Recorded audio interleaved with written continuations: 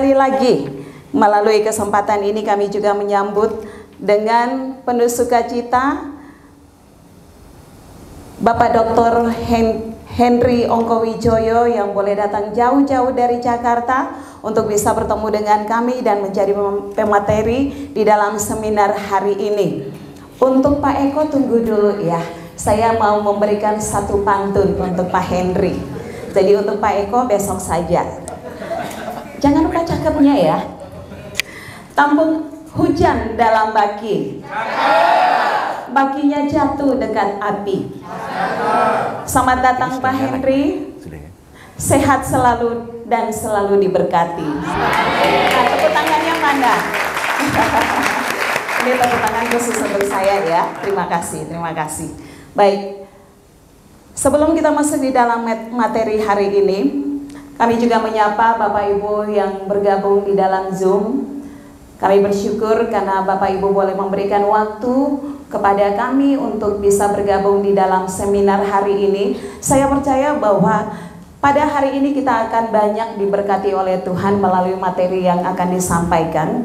Dan seperti yang kita sudah ketahui bahwa permasalahan kristologi menjadi satu hal yang krusial bagi kita untuk kita sama-sama menyingkapinya. Bagaimana Kristus hadir di dalam perdebatan orang-orang Kristen bahkan di kalangan antar agama. Bagaimana penafsiran tentang inkarnasi yang begitu beragam.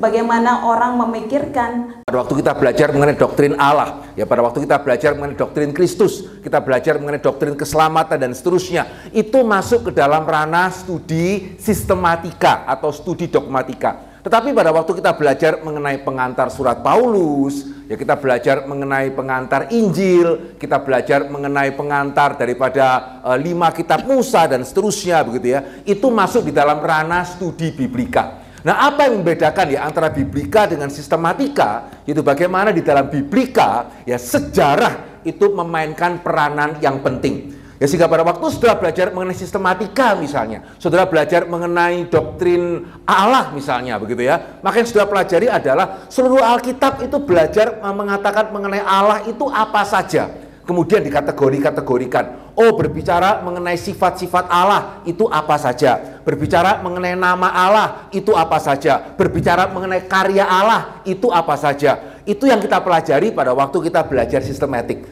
Tapi pada waktu kita belajar mengenai studi pengantar, PB, PL, kita belajar sejarah kan. Surat Filipi yang nulis siapa ya? Ditulis untuk jemaat mana ya? Kenapa kok itu dituliskan? Dituliskannya kapan? Begitu ya? Dan dituliskannya di mana? Tujuannya apa itu dituliskan?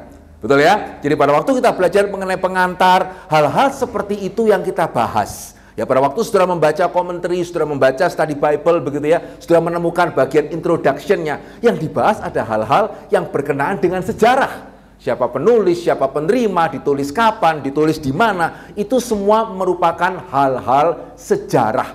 Ya sehingga ini merupakan perbedaan penting ya antara studi biblika dengan studi sistematika. Ya sehingga studi biblika sebetulnya saudara kalau mau ditelusuri ya, kembali sudah pada zaman reformasi. Ya, jadi pada zaman reformasi ya, pada waktu itu kan Alkitab diterjemahkan begitu ya, dan juga bapak-bapak reformasi seperti Martin Luther, Yohanes Calvin, mereka ingin menelusuri ya, sebetulnya yang Alkitab katakan itu apa.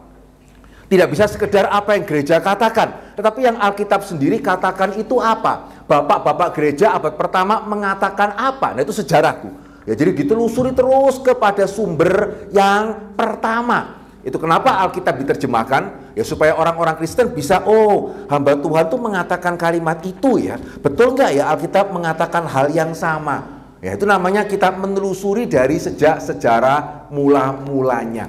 Ya sehingga sebetulnya secara kesadaran akan pentingnya sejarah itu dimulai pada zaman reformasi, Renaissance juga terjadi pada waktu itu. Tetapi memang secara keilmuan, begitu ya, secara keilmuan baru kemudian dikembangkan pada masa-masa ini. Ya sehingga Johann Salomo Semler, begitu ya, kemudian juga Johann David Michaelis. Ya, ini dua nama yang mulai mencetuskan bahwa biblika ini harus dipelajari secara khusus. Ya, jadi Johann Salomo Sembler mengatakan perjanjian baru kita harus pelajari berdasarkan perkembangan historisnya. Ya, dari keempat Injil misalnya, siapa ya ditulis atau yang mana ya yang ditulis dulu. Ya, kemudian kaitan satu Injil dengan Injil yang lain itu bagaimana ya? Kenapa ya Matius, Markus, Lukas bisa begitu sama, ya sekaligus bisa begitu berbeda. Nah, seringkali kalau kita tidak melangkah ke Biblika ya karena itu firman Tuhan. Begitu ya, lu kok bisa sama? Ya karena mereka mendengar dari Tuhan Yesus. Oh, jawabannya seperti itu ya. Tapi kalau Biblika mereka ingin tahu persisnya bagaimana ini. Ya kok bisa sama itu saling nyontek?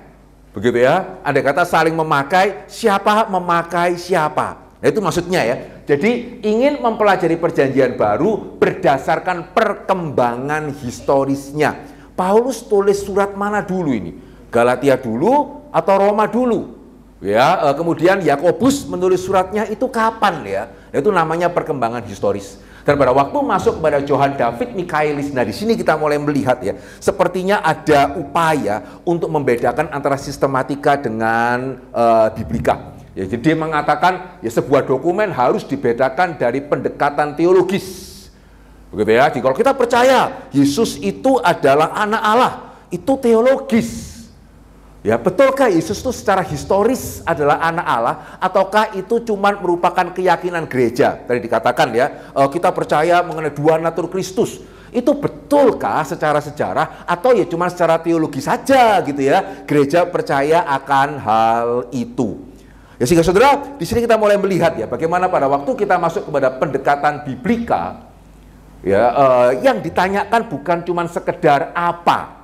Ya, jadi bukan cuma sekedar apa yang Alkitab katakan itu mengenai Yesus, apa yang Alkitab katakan mengenai Allah, tetapi yang juga ditanyakan adalah bagaimana ya, bagaimana Paulus kok bisa mengamini Yesus Tuhan, dari mana, begitu ya, dari mana dia bisa mengatakan keselamatan hanya oleh iman, begitu ya, bagaimana bisa dia sampai ke sana. Nah, pertanyaan-pertanyaan seperti ini yang biasanya memang di dalam teologi sistematika ya kita tidak bahas. Paulus kok bisa mengatakan keselamatan, bisa percaya keselamatan oleh iman? Ya dia diwahyukan, gitu ya. Beres sudah, tidak usah ditanya. Pokoknya Paulus ngomongnya apa, kita amini saja itu, gitu ya. Jadi Paulus mengatakan keselamatan oleh iman sudah jelas kan? Ya ini yang Paulus katakan kan? Ya sudah percaya.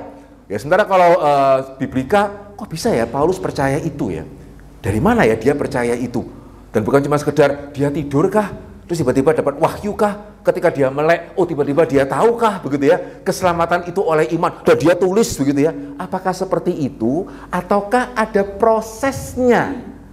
Begitu ya. Ada prosesnya kah saudara sampai kepada kuliah? Oh dulu mungkin TK dulu ya, atau SD, setelah SD SMP. SD-nya di mana ini? SMP-nya di mana? Terus kenapa kemudian kok tergerak menjadi hamba Tuhan? Sejarahnya itu seperti apa? Gitu ya. Sehingga di satu sisi kita melihat ya, pendekatan Biblika ini pendekatan yang sangat baik, tetapi di sisi yang lain juga mengandung bahaya yang besar.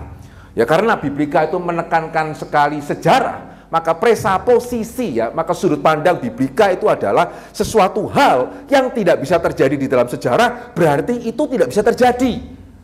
Begitu ya. Jadi misalnya hari ini saudara percaya ya Yesus mati. Amin ya. Hari ini saudara pernah melihat orang mati kan? Betul ya? Nah sehingga itu bisa itu. Saudara percaya Yesus bangkit? Hari ini ada yang pernah melihat Yesus, ada pernah melihat orang bangkit? Hah? Tidak ada ya? Nah itu berarti bukan. Nah itu maksudnya itu. Begitu ya? Sehingga pendekatan sejarah berarti, ya karena ini pendekatan sejarah, maka ketika sesuatu hal itu pernah terjadi di dalam sejarah, mestinya itu bisa terulang. Begitu ya, sehingga pendekatan sejarah berusaha menjelaskan segala sesuatu itu sejarahnya bagaimana, ceritanya bagaimana kok Yesus bisa mati. Oh ya karena di kayu salib, dipaku, orang kalau di kayu salib itu mati. Oh ya masuk akal ya. Tapi kalau orang bangkit, bagaimana ceritanya orang bangkit? Bagaimana sejarahnya orang bangkit? Ada yang bisa menjelaskan? Diapakan supaya bisa bangkit? Begitu ya, ya tidak bisa kan? Ya sehingga sebetulnya Yesus tuh tidak benar-benar bangkit. Nah terus kalau Yesus tidak benar-benar bangkit, lah kok bisa ada catatan mengenai Yesus bangkit?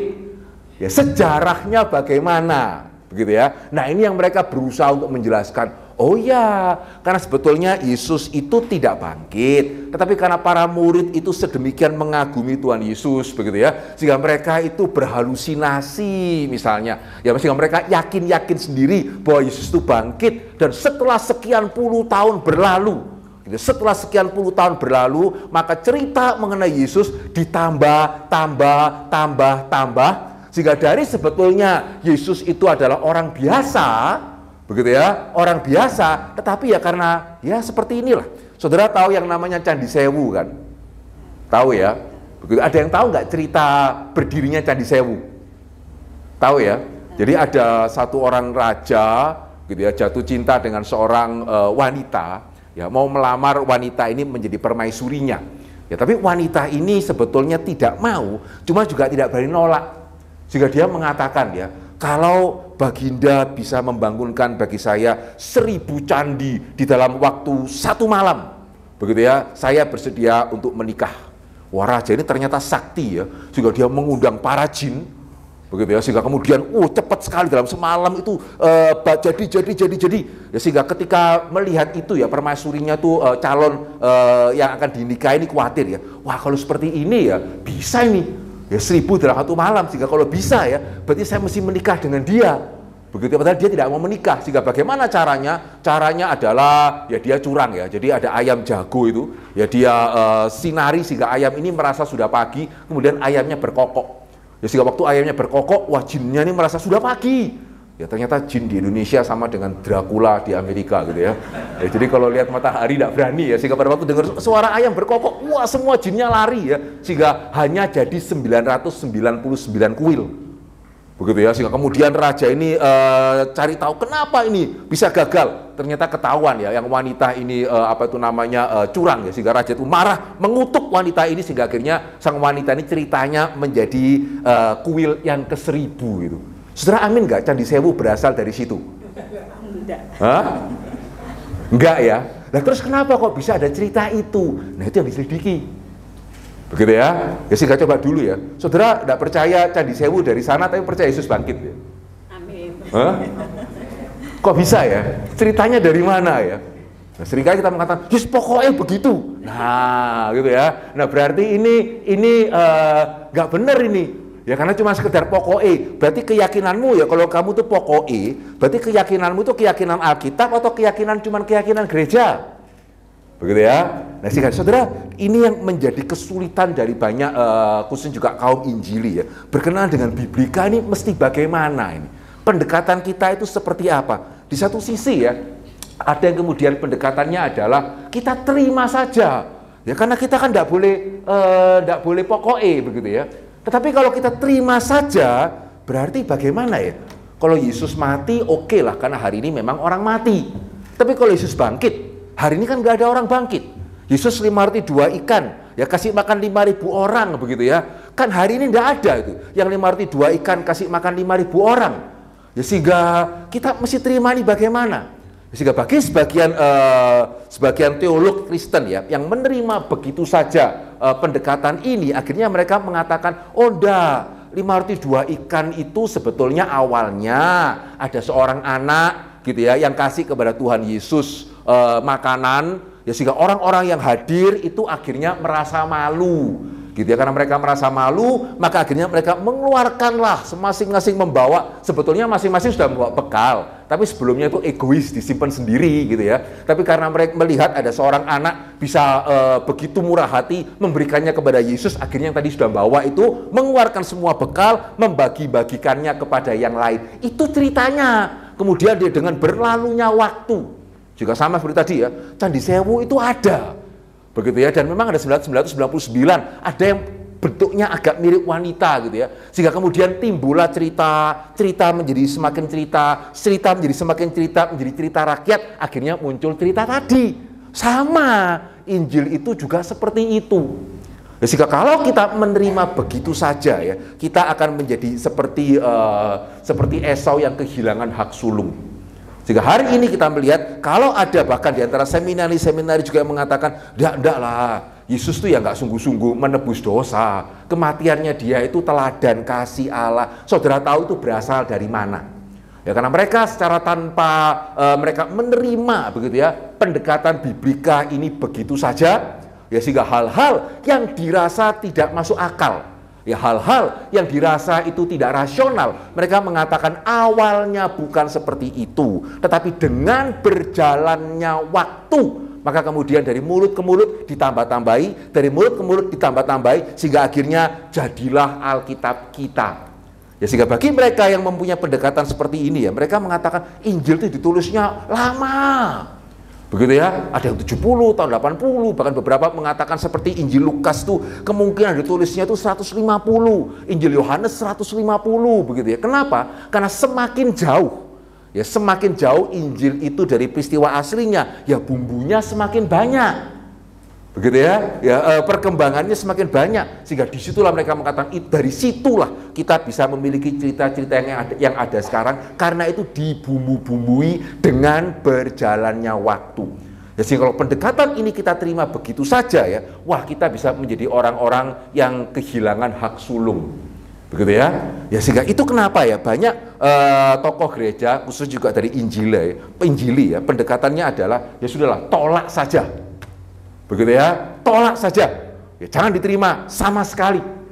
Ya, sehingga misalnya kalau ditanya gitu ya, kenapa ya Paulus di dalam Kisah Para Rasul ya setuju untuk menyunatkan Timotius, di dalam surat-suratnya, begitu ya, dia tidak setuju untuk menyunatkan siapa? Di dalam surat-surat Paulus tegas mengatakan dia tidak setuju untuk menyunatkan Titus. Ya sebentar, di Kisah Para Rasul Paulus itu menyuruh Timotius untuk disunatkan.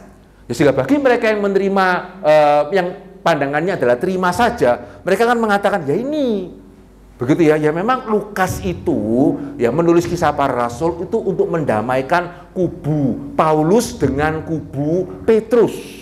Ya sehingga sebetulnya Lukas itu memalsukan, ya dia mencoba untuk mendamaikan keduanya, sehingga ya bagian-bagian Paulus yang terlalu radikal sama dia dipotong. Paulusnya digambarkan sebagai Paulus yang baik, sunat ya boleh, Timotius disunat ya tidak apa-apa, sementara yang versi surat, nah itu Paulus yang asli.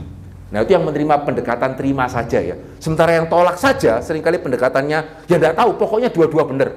Jadi saudara tahu ya, Paulus itu di dalam Kisah Para Rasul itu setuju menyunatkan Timotius. Di dalam surat Galatia dia mengatakan kami tidak mundur. Pada waktu Titus itu mau disuruh sunat, kami pokoknya tidak mau mundur, kami tidak setuju. Menurut saudara itu Paulus konsisten apa tidak? Yang betul mana ya? Yang betul Paulus Lukas yang salah, atau yang betul Lukas Paulus yang tidak konsisten? Siapa yang mengatakan yang betul Paulus Lukas yang memalsukan? Gak ada ya? Terus siapa yang mengatakan Lukas yang betul, Paulus yang tidak konsisten? Siapa yang mengatakan Paulus benar, Lukas benar? Berarti semua gak angkat tangan, berarti semua mengatakan Paulus salah, Lukas salah ya? Kok gawat ini ya?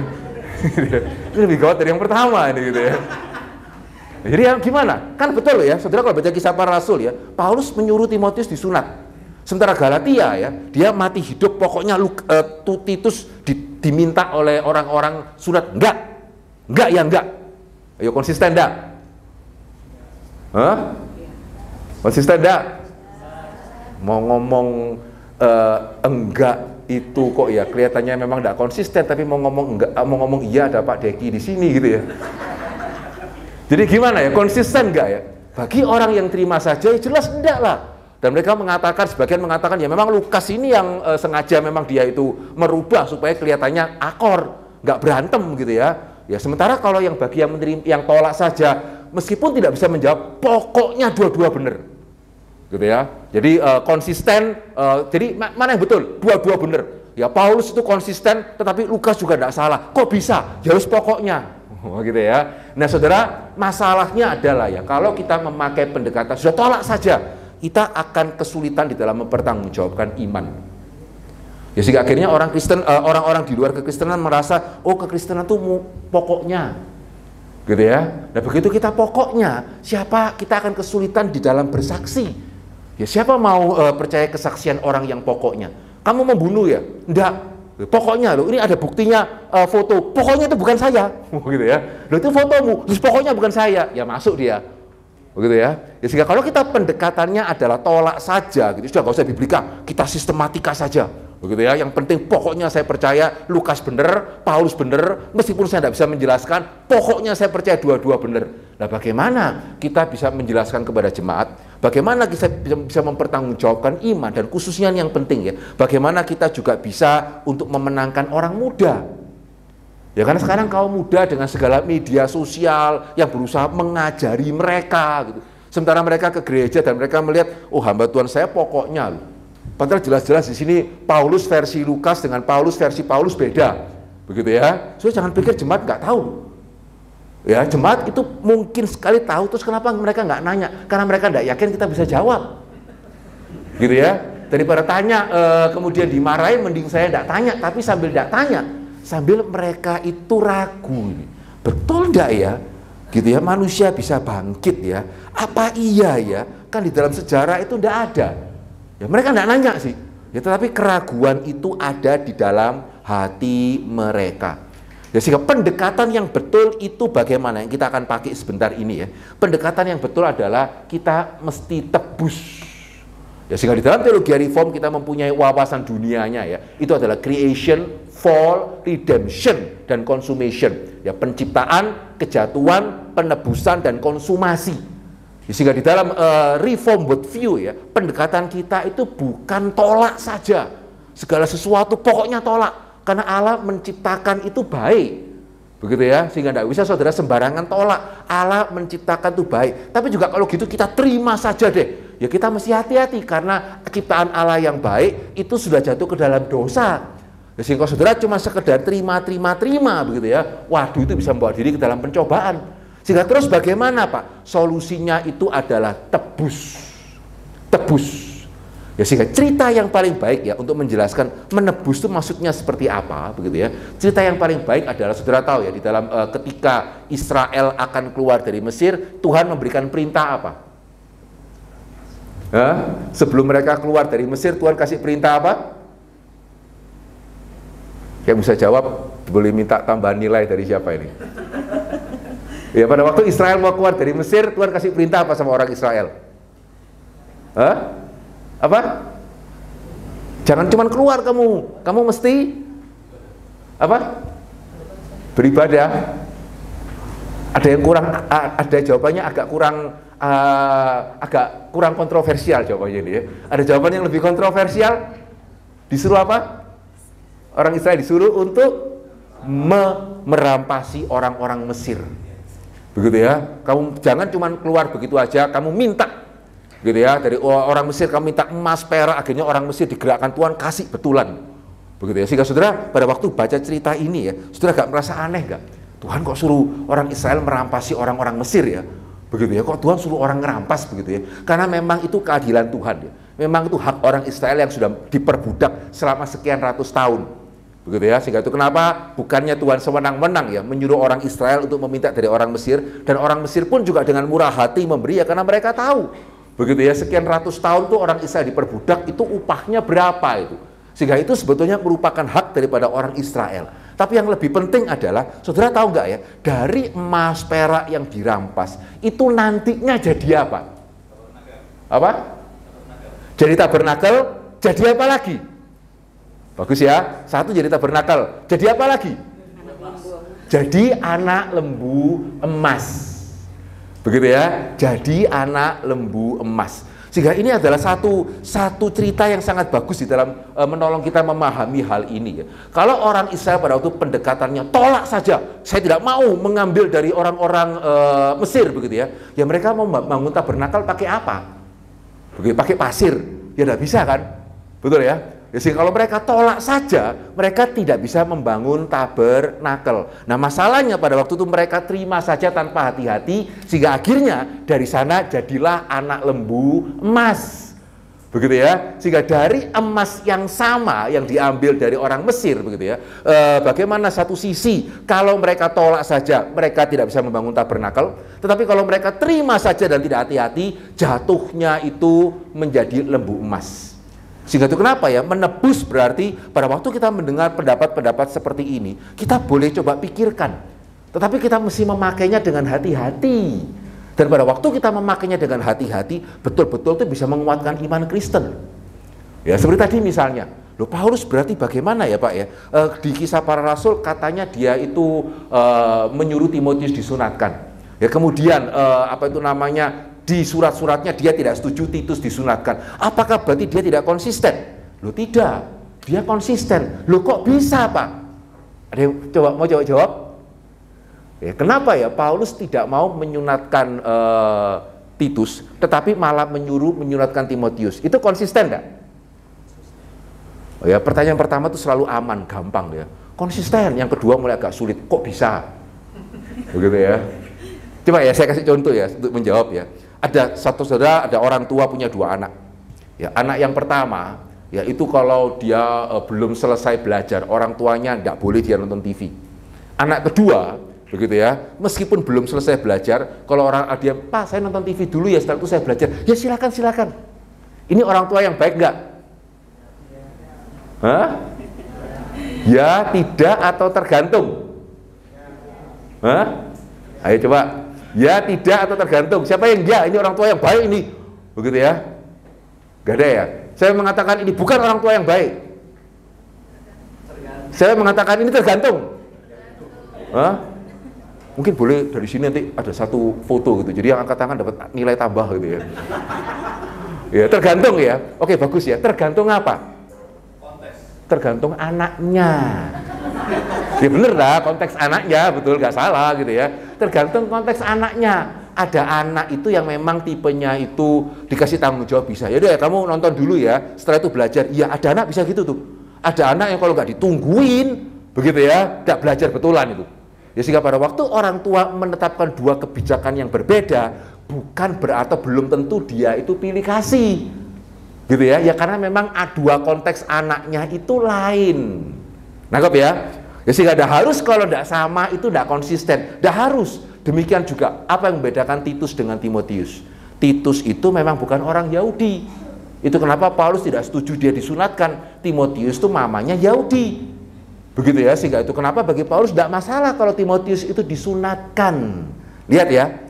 Ya sehingga kenapa orang Kristen itu tidak boleh sembarangan menerima tapi juga jangan sembarangan menolak. Karena justru pada waktu kita menebus ya kita melihat, oh Alkitab sekarang saya ngerti dengan lebih jelas. Ya berarti bukan pokok ya juga bukan berarti Lukas itu ngarang, juga bukan berarti Paulus tidak konsisten. Ternyata Titus itu adalah non-Yahudi, Timotius itu mamanya Yahudi sehingga konsisten. Kayak tadi ya, anak pertama tidak boleh lihat TV, anak kedua boleh, bukannya tidak konsisten ya karena memang sifat anaknya itu berbeda. Ya sehingga saudara, kita mesti berani memakai teologi biblical theology ya, tapi memakainya dengan hati-hati. Jangan sampai jadi anak lembu emas. Ya, tapi kalau kita tidak mau pakai sama sekali, kita akan kesulitan loh untuk membangun kerajaan Tuhan begitu. Ya sehingga coba ya kita akan melihat di dalam berbicara mengenai kristologi, sekarang kita mulai masuk kepada kristologinya ya. Bagaimana kita akan melihat mengenai keilahian Kristus? Ya dari sistematika dan biblika. Ya, jadi saya percaya 2 hal ini bukan untuk dipertentangkan ya, tapi untuk dipakai bersama-sama. Ya sehingga saudara ini menarik ya. Secara sistematika pada waktu berbicara mengenai keilahian Kristus ada 2 pandangan. Ya, pandangan pertama itu adalah yang mengamini Yesus adalah Allah dalam pengertian sepenuh-penuhnya. Begitu ya. Pandangan kedua yang sampai hari ini mulai dari zaman Arianisme sampai hari ini ya, bahkan belakangan kembali lagi heboh di antara kita di Indonesia begitu ya. Ada hamba Tuhan, bahkan hamba Tuhan yang senior begitu ya, yang juga mengatakan Yesus itu bukan Allah. Ya Allah itu juru selamat itu Allah, Yesus bukan Allah dan seterusnya. Ini adalah pandangan yang sudah kembali dari sejak awal-awal gereja itu berdiri itu. Begitu ya, Arianisme, ya termasuk hari ini kalau saudara tahu juga saksi Yehova gitu ya, mereka tidak percaya Yesus itu sepenuhnya Allah. Ya sehingga secara sistematika ya, kita menemukan ada 2 pandangan ini mengenai keilahian Kristus. Sebagian seperti kita, ya kita percaya Yesus itu adalah Allah dalam pengertian sepenuh-penuhnya. Sebagian mengatakan, enggak, Yesus bukan Allah. Ya, sebagian mengatakan dia Allah tapi A kecil, bukan A besar. Ya, dia Allah tapi kelas kedua. Ya, sementara Allah Bapa itu adalah Allah kelas yang pertama, tingkat yang paling tinggi.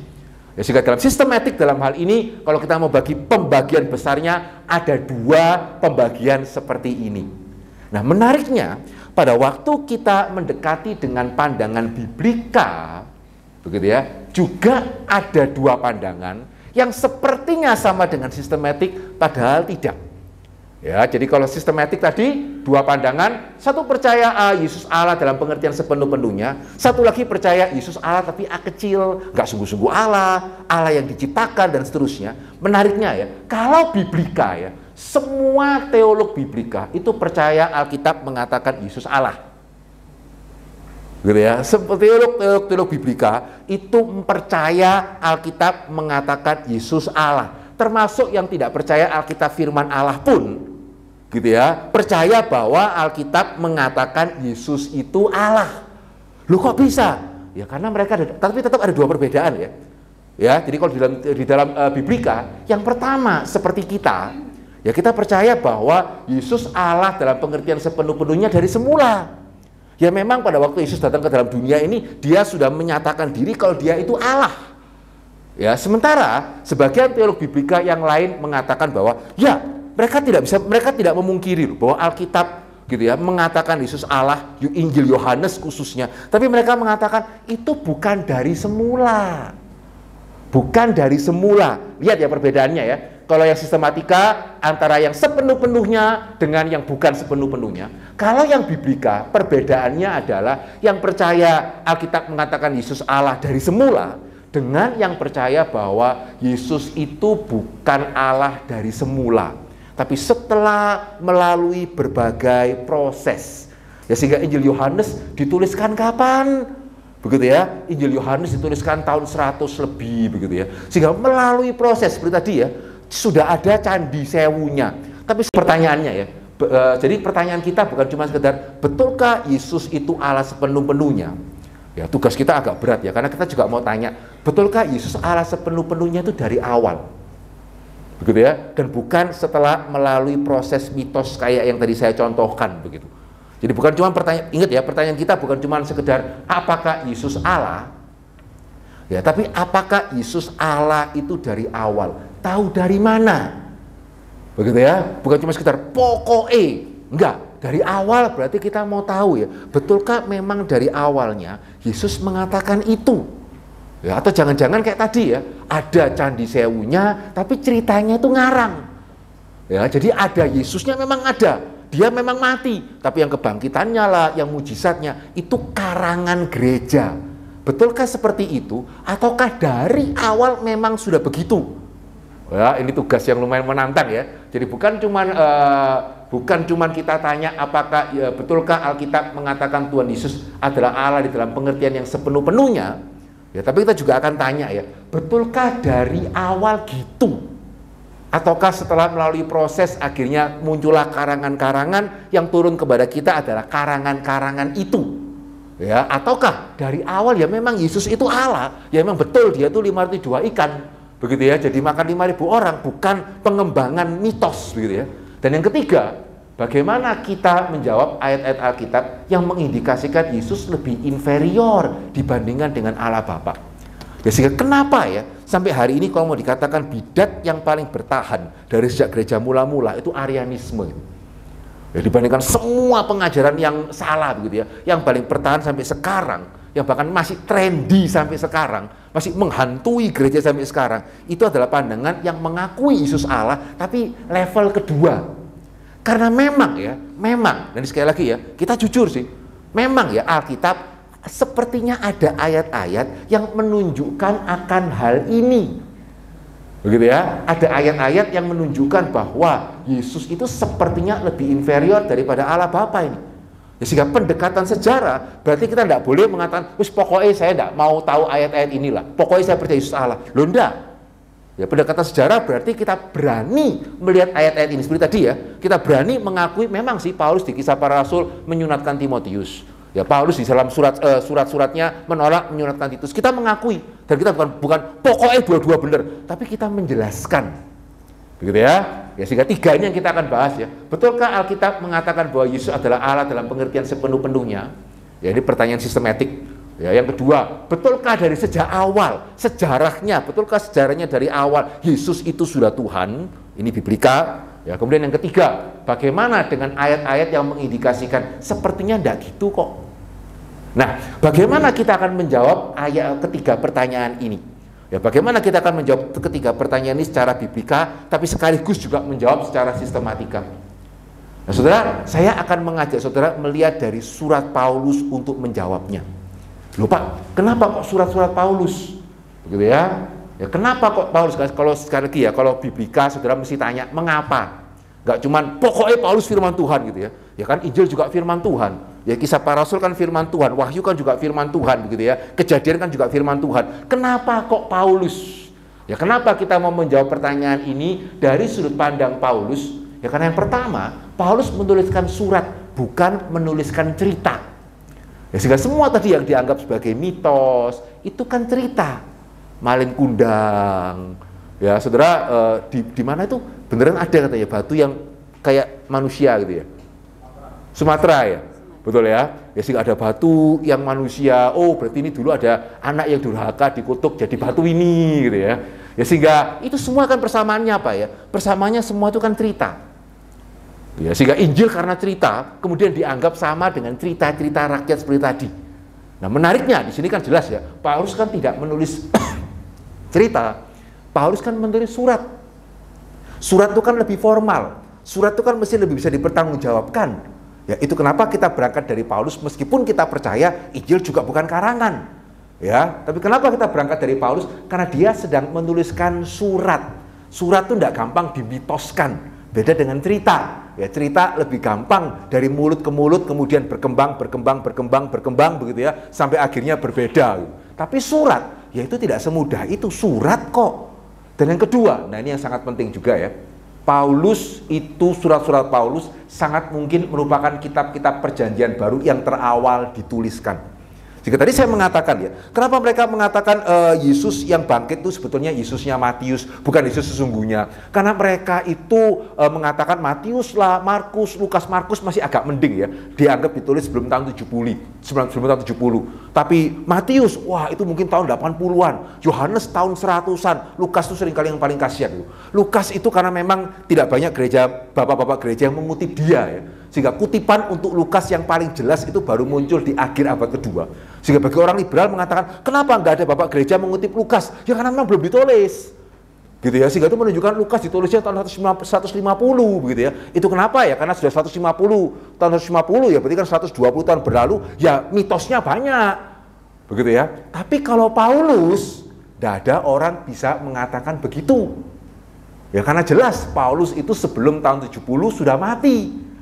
Ya, sehingga tidak mungkin dong arwahnya yang tulis surat Roma, tulis surat Korintus gitu ya. Tidak. Dan yang kedua, surat-surat Paulus yang awal itu bisa dilacak dari kisah para rasul. Ya itu kenapa ya? Kalau betul surat Galatia merupakan surat Paulus yang paling pertama, berarti surat Galatia itu ditulis tahun 48 Masehi. Ya, setelah perjalanan misi pertama, sebelum perjalanan misi kedua. Gitu ya, 48 Masehi itu berarti dengan kematian Yesus beda tidak sampai 20 tahun. Ya, jadi 20 tahun saksi-saksi mata masih ada, saudara nggak bisa sembarangan ngarang. Ya, jadi kalau hari ini ya ada orang mau ngarang mengenai Pak Tong misalnya, ya nggak gampang, orangnya masih hidup. Tapi bahkan setelah andai kata nanti satu hari nanti Tuhan panggil beliau ya, nggak bisa 5 tahun berikutnya ada orang ngarang mengenai beliau, karena murid-muridnya masih banyak. Tapi kalau misalnya 100 tahun lagi Yesus belum datang gitu ya, mungkin ada orang yang bisa ngarang mengenai Pak Tong, karena yang pengikutnya sudah mati semua gitu. Begitu ya. Sehingga Paulus ini menulis surat Galatia itu tahun 48. Ya, 1 Tesalonika itu sekitar 49-50. Sehingga andai kata pun ya, karena Galatia ini kan ada penafsiran ya. Dia ditulis setelah perjalanan pertama atau perjalanan kedua. Ya, sehingga andai kata pun surat paling awal itu 1 Tesalonika, ya tetap juga tahun 49-50. Berarti hampir 20 tahun dari kematian dan kenaikan Yesus. Ini dekat ini. Ya, saudara tidak bisa memalsukan cerita dalam waktu yang dekat. Kalau mau memalsukan cerita, tunggu agak lamaan. Begitu ya. Ya, sehingga di sini kita melihat ini yang kedua. Kenapa kita pakai surat Paulus? Dan yang ketiga, Nah ini saudara ya. Jadi saya mengatakan ada ayat-ayat ya yang paling menunjukkan Yesus lebih rendah daripada Allah Bapa. Salah satunya itu banyak berasal dari Paulus. Gitu ya. Paulus tuh banyak menuliskan ayat ya yang mengindikasikan Yesus lebih rendah daripada Allah Bapa. Ya contohnya ya, coba kita lihat ya. Ya, ini kan tulisan Paulus ya, Roma pasal pertama ayat kedua sampai ayat yang keempat. Ya, ini kan tulisan Paulus nih. Coba ya, perhatikan baik-baik ya. Terus saya akan tanya, saudara pada waktu baca ayat ini ada khawatirnya enggak? Gitu ya, ya khawatir enggak pada waktu baca ayat ini? Ya, saya bacakan. Ya, Injil itu telah dijanjikannya sebelumnya dengan perantaraan nabi-nabi dalam kitab-kitab suci tentang anaknya yang menurut daging diperanakkan dari keturunan Daud. Dan menurut Roh Kekudusan dinyatakan oleh kebangkitannya dari antara orang mati bahwa ia adalah anak Allah yang berkuasa, Yesus Kristus Tuhan kita. Perhatikan ya, Injil itu telah dijanjikannya sebelumnya dengan perantaraan nabi-nabi dalam kitab suci. Injil itu ngomong mengenai apa sih? Mengenai anaknya, mengenai anak Allah yang, perhatikan di sini ya. Jadi anak Allah itu menurut daging diperanakkan dari keturunan Daud. Dan baru kemudian menurut Roh Kekudusan dinyatakan oleh kebangkitannya dari antara orang mati bahwa ia adalah anak Allah yang berkuasa, Yesus Kristus Tuhan kita. Siapa yang pada waktu mendengar ayat ini dibacakan mulai agak merasa khawatir? Kok saudara tidak khawatir? Saya yang agak khawatir ini. Ya, saya khawatir saya tidak bisa menjelaskan. Gitu ya. Kan kalau saudara baca ayat ini dengan seksama ya. Ayat ini sepertinya menunjukkan Yesus tuh awalnya ya keturunan Daud. Betul ya? Terus baru setelah dia bangkit dari antara orang mati, ya, Roh Kudus menyatakan bahwa ia adalah anak Allah yang berkuasa.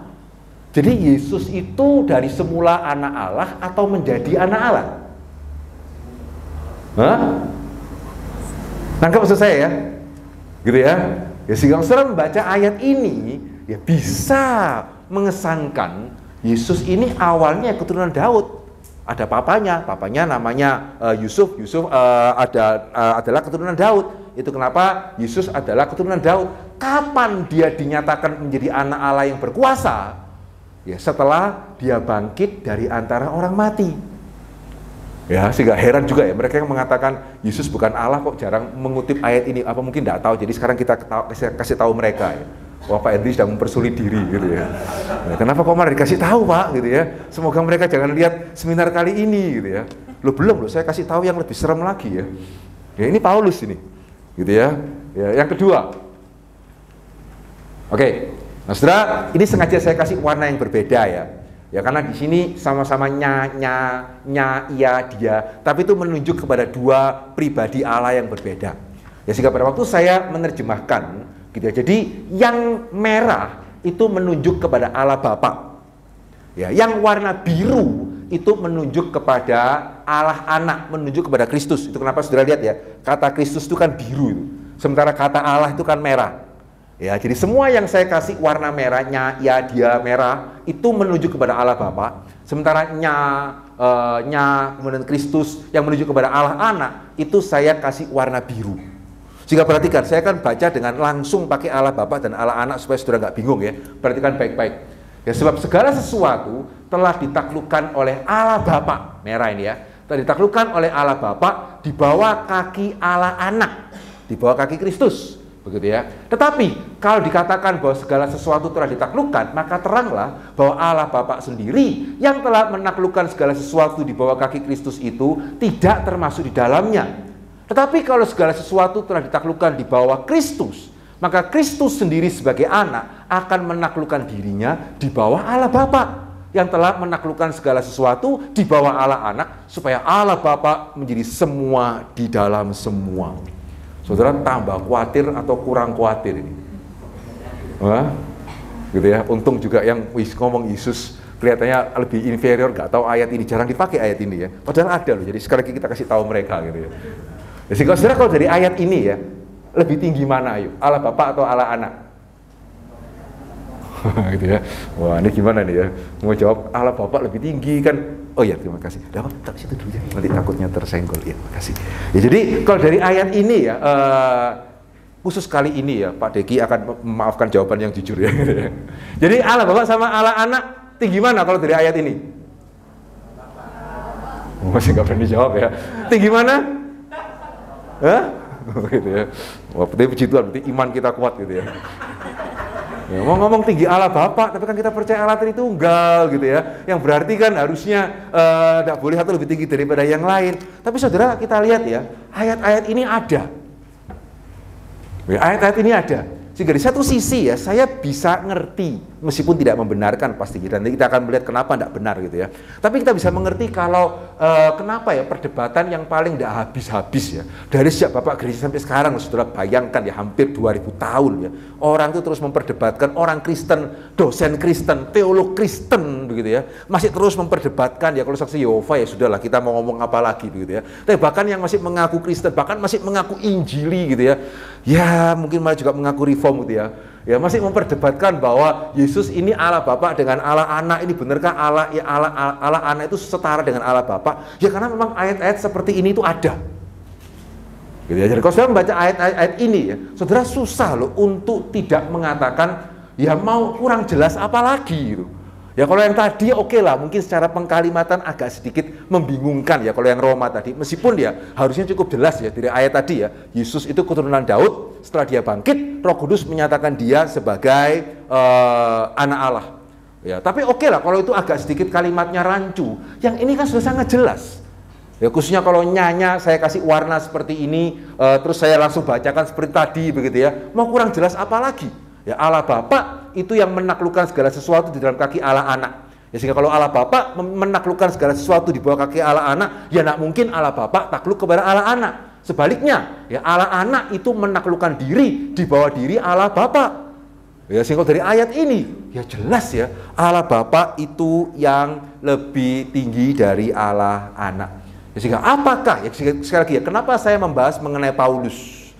Ya karena memang sebetulnya ya, yang salah satu yang sebetulnya paling jelas menunjukkan inferioritas Allah Anak di bawah Allah Bapa itu Paulus. Sehingga herannya, seperti saksi Yehova saya juga kadang-kadang bingung ya. Mereka pakai pendekatan yang lebih rumit begitu ya. Oh ini Yohanes pasal yang pertama, Yesus adalah Allah, Allahnya tidak pakai kata sandang gitu ya. Maka itu berarti dia bukan Allah yang sejati. Padahal ada yang lebih jelas loh. Kenapa kok pakai yang kurang jelas gitu? Gitu ya. Kenapa tidak pakai ini saja gitu ya? Atau untungnya mereka tidak pakai ini gitu ya. Ya. Oke, nah saudara, bagaimana kita menjelaskan akan hal ini? Sehingga pertanyaannya, betulkah Yesus itu bukan sepenuhnya Allah? Ya, apakah Paulus memahami Yesus baru menjadi anak Allah setelah kematian dan kebangkitannya? Begitu ya? Ya seperti Roma tadi. Ya, atau karena tadi Paulus jelas menulis Yesus menaklukkan diri di bawah Allah Bapa, tidakkah itu berarti Yesus lebih rendah? Yang menaklukkan dan yang ditaklukkan, jelas dong. Yang menaklukkan lebih tinggi dari yang ditaklukkan, yang ditaklukkan lebih rendah dari yang menaklukkan, begitu ya. Sehingga apakah berarti ya Paulus mau mengatakan Yesus bukan sepenuhnya Allah? Nah, saudara, saya kasih kunci jawabannya dulu, baru kemudian saya akan jelaskan ya. Ya jelas, pertanyaan pertama selalu gampang ya. Apakah Paulus mengatakan Yesus bukan sepenuhnya Allah? Tidak. Pertanyaan kedua mulai agak sulit. Loh kok bisa? Gitu kan ayatnya jelas gitu ya. Kenapa kok kita bisa mengatakan bahwa Paulus tidak mengatakan Yesus itu adalah lebih rendah dari Allah? Karena, nah ini penting, ini kunci jawaban, jangan lupa ya. Karena kita mesti membedakan. Ya kita mesti membedakan Yesus setelah dia inkarnasi dengan Yesus sebelum dia inkarnasi. Itu tidak sama. Gitu ya. Ayat-ayat tadi, nanti kita akan menunjukkan ya. Ayat-ayat tadi itu berbicara mengenai Yesus setelah inkarnasi, atau bahasa teologisnya ya, Yesus di dalam perspektif sejarah keselamatan. Ya, Yesus yang berinkarnasi untuk menggenapkan rencana keselamatan Allah. Ya, itu mesti dibedakan dari Yesus sebelum inkarnasi. Ya, atau bahasa teologisnya Yesus dilihat dari perspektif ontologi. Ya, jadi dua perspektif ini. Perspektif sejarah keselamatan itu melihat Yesus setelah inkarnasi, ya pastinya ya. Kalau ontologi adalah Yesus sebelum dia itu berinkarnasi. Nah saudara, dua perspektif ini mesti dibedakan. Dan begitu saudara membedakan hal ini ya, akan sangat jelas kok.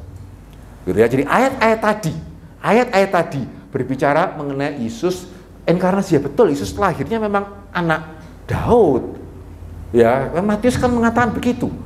Ya, Maria bertunangan dengan Yusuf keturunan Daud, sehingga Yesus memang adalah anak Daud. Dan betul kan, segala kuasa diberikan kepada Yesus itu sebelum atau setelah dia bangkit. Mandat agung diberikan sebelum atau setelah dia bangkit? Mandat agung diberikan setelah Yesus bangkit. Segala kuasa diberikan kepadaku. Ya, karena itu pergilah, jadikanlah segala bangsa milikku setelah dia itu bangkit dari antara orang mati. Begitu ya. Sehingga dari kacamata Yesus berinkarnasi, ya betul yang Paulus katakan itu betul. Ya, tapi mesti dibedakan dengan Yesus sebelum inkarnasi. Pak, adakah dasar dari mana Bapak bisa mengatakan ya bahwa Paulus mau membedakan Yesus sebelum dan sesudah inkarnasi? Biblika kan? Sejarahnya dari mana, Pak? Ya, alasannya apa, Pak? Dasarnya apa? Bapak membedakan Yesus sebelum dan sesudah inkarnasi. Dasarnya dari Paulus sendiri, saudara. Sehingga ayat yang paling penting dalam hal ini ya, ini dasar yang jangan sampai saudara tidak tahu ya. Filipi pasal kedua ayat yang kelima sampai ayat yang ke-11.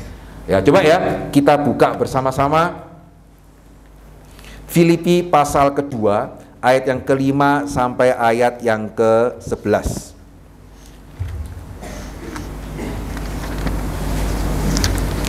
Oke. Semua ya, kita lihat ya. Filipi pasal kedua ayat yang kelima sampai ayat yang ke-11. Sudah? Saya bacakan, perhatikan baik-baik. Ya, Filipi 2 ayat yang kelima. Hendaklah kamu dalam hidupmu bersama menaruh pikiran dan perasaan yang terdapat juga dalam Kristus Yesus. Ya, yang walaupun dalam rupa Allah, ya, tidak menganggap kesetaraan dengan Allah itu sebagai milik yang harus dipertahankan. Ini Yesus sebelum atau sesudah inkarnasi. Yang walaupun dalam rupa Allah tidak menganggap kesetaraan dengan Allah itu sebagai milik yang harus dipertahankan. Ini sebelum atau sesudah inkarnasi?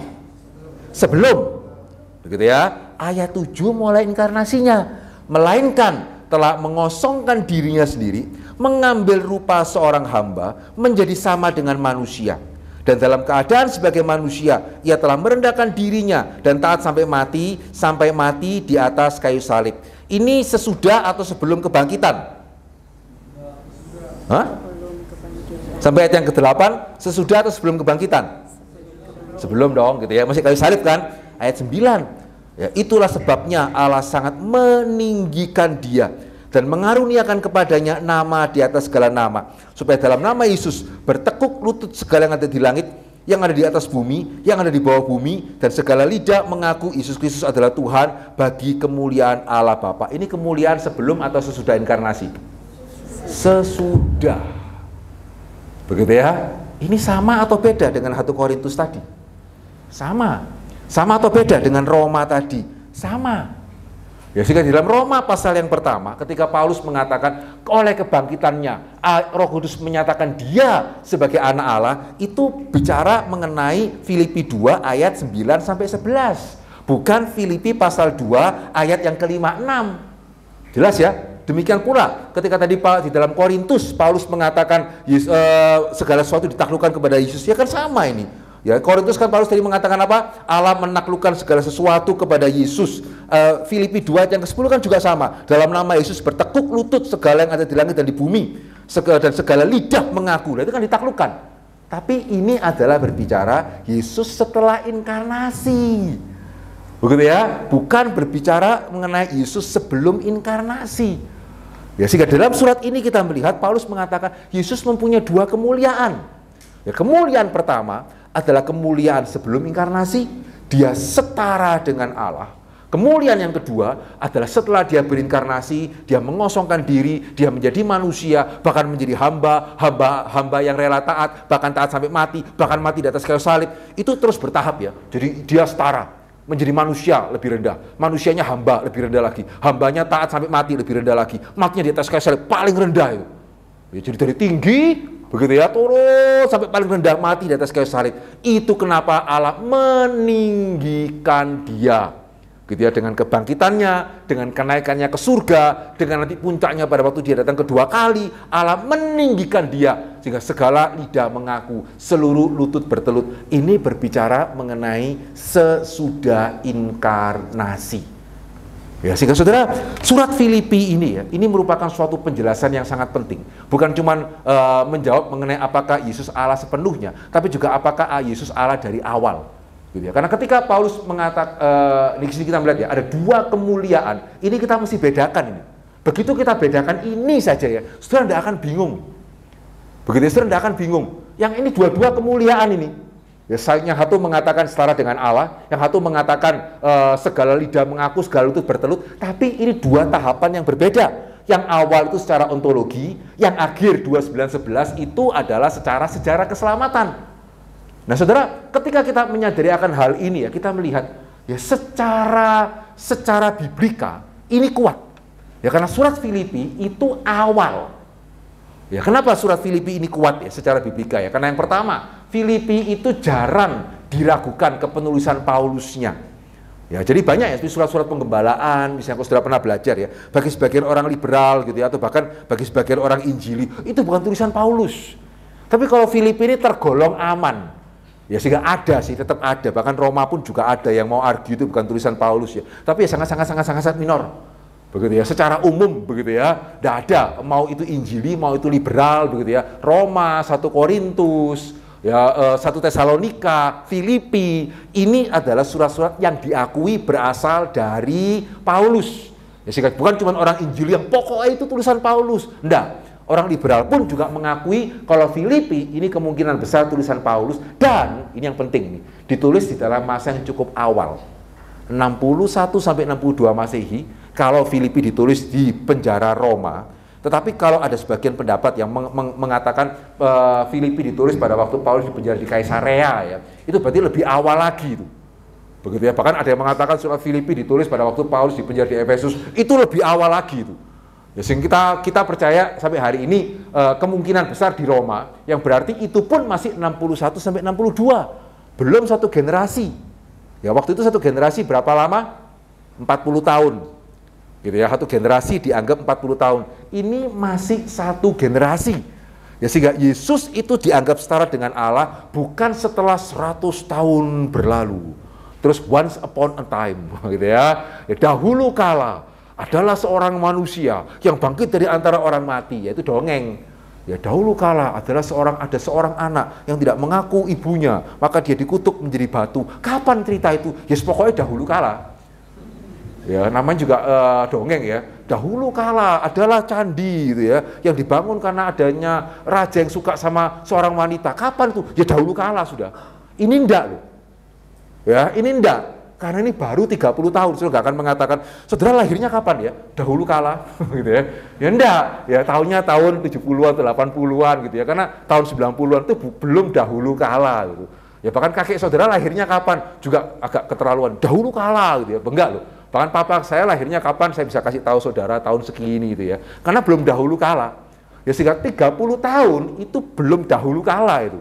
Ya sehingga Filipi itu awal. Dan di Filipi, Paulus sudah mengatakan, konteks penulisan surat Filipi, nah ini kan biblika ya. Kenapa ya Paulus menuliskan surat Filipi? Yang nulis siapa? Paulus. Ditujukan kepada siapa? Penerima surat Filipi, jemaat Filipi begitu ya. Kenapa Paulus tulis begitu? Ya karena di Filipi itu jemaat yang baik.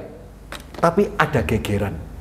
Coba ya, kita lihat Filipi pasal 4 ayat 2 sampai 3. Ya, Filipi pasal 4 ayat 2 sampai ayat yang ketiga ya. Ya, perhatikan baik-baik.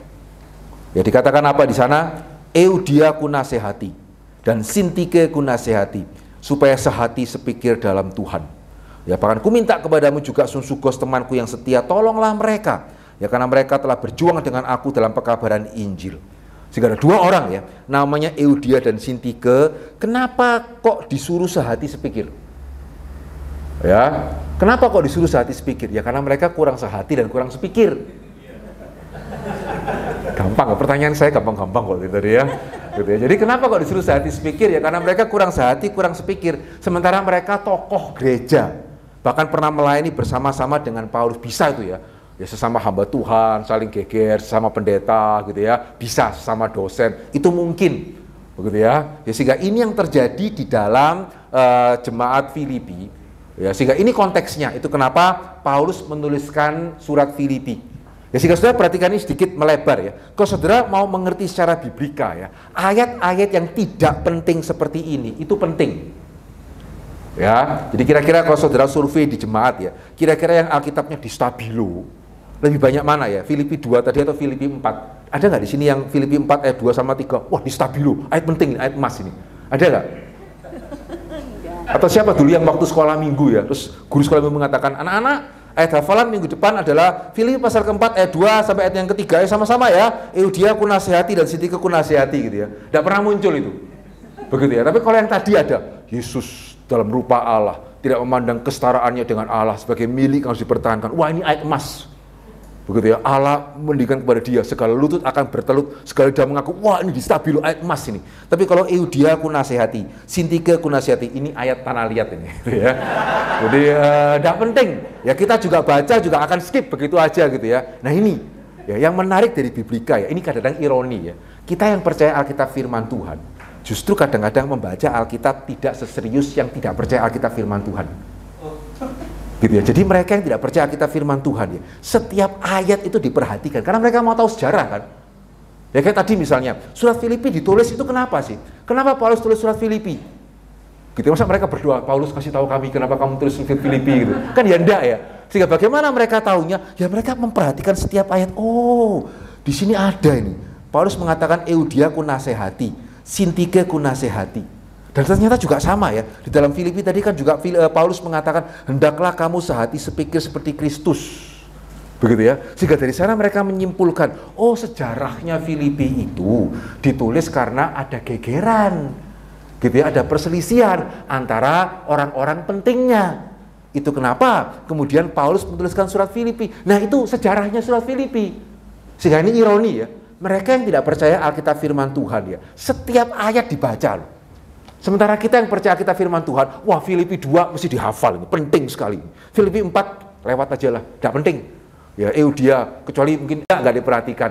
Ini ironi sih, gitu ya. Sehingga kalau kita mau mempelajari biblika ya, harusnya ya setiap ayat itu penting. Dan bahkan sistematika juga harusnya begitu ya. Kan doktrin Alkitab kita percaya plenary verbal inspiration ya. Setiap kata itu diinspirasikan oleh Tuhan. Loh kalau gitu kenapa kok ada ayat emas? Berarti seolah-olah ada ayat perak, gitu ya, ada ayat perunggu, ada ayat yang tidak penting. Ya enggak, kalau kita percaya setiap kata diinspirasikan oleh Tuhan, berarti ayat-ayat yang tidak penting, saudara mesti perhatikan. Ya kalau enggak ya ironi ini. Ya, mereka yang tidak percaya Alkitab firman Tuhan memperhatikan setiap kata. Kita yang percaya Alkitab firman Tuhan yang diinspirasikan oleh Allah, setiap kata dalam bahasa aslinya malah mengabaikan, hanya memperhatikan ayat-ayat tertentu gitu. Ya, sehingga dari sini kita melihat kenapa Paulus menuliskan surat Filipi. Ya karena ada yang berselisih. Itu kenapa dia menasihati saling merendahkan diri, sehati sepikir, jangan mencari kepentingan sendiri, hendaklah kamu serupa dengan Kristus. Begitu ya, hendaklah serupa dengan Kristus. Sehingga kenapa Paulus berbicara mengenai Yesus di dalam kesetaraan dengan Allah, tidak memandang kesetaraannya sebagai milik yang harus dipertahankan. Ya karena dia mau mengajari jemaat supaya saling rendah hati seperti Kristus. Yaitu kenapa dia menekankan Kristus tidak memandang kesetaraannya. Tapi di sisi yang lain, justru dari sana kita tahu bahwa ketika Paulus mengatakan bahwa Yesus tidak memandang kesetaraan dengan Allah, itu berarti Paulus percaya Yesus betul-betul setara dengan Allah. Karena jikalau Paulus tidak percaya Yesus setara dengan Allah, jikalau Paulus hanya percaya Yesus A kecil lah, atau Yesus itu Allah yang diciptakan seperti yang dipercaya oleh saksi Yehova begitu ya, maka ini kalimat tidak masuk akal. Ya, kecuali Paulus benar-benar percaya Yesus itu setara dengan Allah Bapa begitu ya, maka dia tidak bisa menjadikan Yesus sebagai teladan kerendahan hati. Yesus baru bisa menjadi teladan kerendahan hati hanya kalau dia benar-benar setara dengan Allah. Sehingga pada waktu dia tidak memandang kesetaraan dengan Allah, wah ini luar biasa ini. Karena memang ya, mana lebih mungkin ya, mahasiswa gegeran sama dosen atau mahasiswa gegeran sama sesama mahasiswa? Ya, sesama mahasiswa. Sebaliknya juga sama ya. Pendeta seringkali gegeran dengan jemaat atau pendeta gegeran dengan sesama pendeta. Yang mana? Pendeta. Sama. Ya, karena kalau kita sama mahasiswa ya, dulu masa sama mahasiswa gegeran ya malu ya. Sama-sama jemaat gegeran ya malu. Tapi kalau sesama pendeta ya, Pak Eko ini pendeta, saya juga pendeta loh. Pak Eko ini punya anak, saya juga punya anak loh. Pak Eko ini sibuk, saya juga sibuk. Kenapa saya yang mesti ngalah? Wah, ini bisa susah ini. Gitu ya, karena sama. Gitu ya. Sehingga itu kenapa Paulus memberikan contoh teladan itu Kristus. Dia itu sama loh. Ya sama. Nggak keberatan tuh. Bukannya dia mengatakan, kenapa kok saya? Kok bukan Allah Bapa aja menjadi manusia? Begitu tidak ya. Dia rela turun ke dalam dunia bahkan taat-taat sampai mati. Begitu itu luar biasanya. Allah Bapa juga kemudian enggak, oh ya memang sepatutnya kamu kan Allah anak. Tidak ya, meninggikan, bahkan meninggikan dengan sedemikian rupa. Ini teladan yang baik.